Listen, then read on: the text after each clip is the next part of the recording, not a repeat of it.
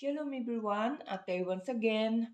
For today's vlog, we are going to learn the conjugation of infinitive verb to lie down. In Hebrew, Lishkav. Again, pag-aaralan natin kung paano natin ito sasabihin kapag present tense, past tense, and future tense according to the gender. Okay guys, bone at kill. Present tense, lie down. For masculine singular, שוכב. אני שוכב. אתה שוכב. הוא שוכב. Present tense, lie down. For feminine singular, שוכבת. אני שוכבת. את שוכבת. היא שוכבת.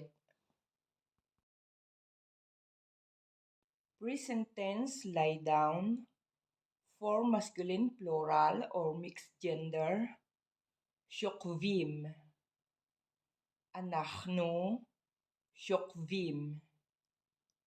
אתם שוכבים. הם שוכבים.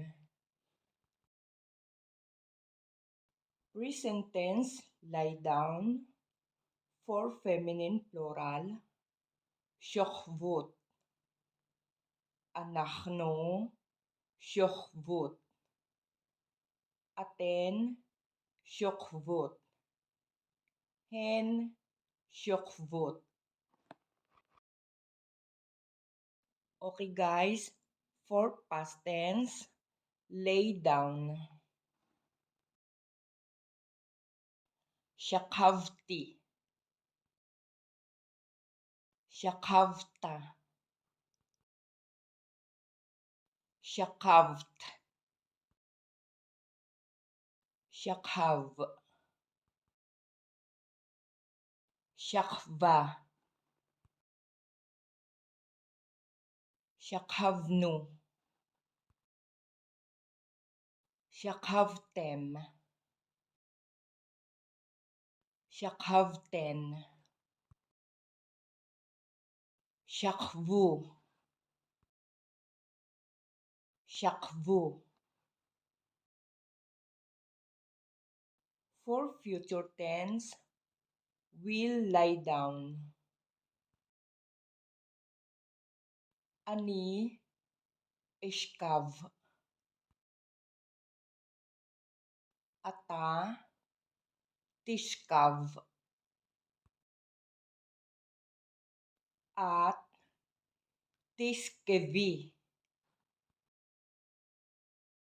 הוא ישכב. היא תשכב. אנחנו נשכב. אתם תשכבו. אתן תשכבנה.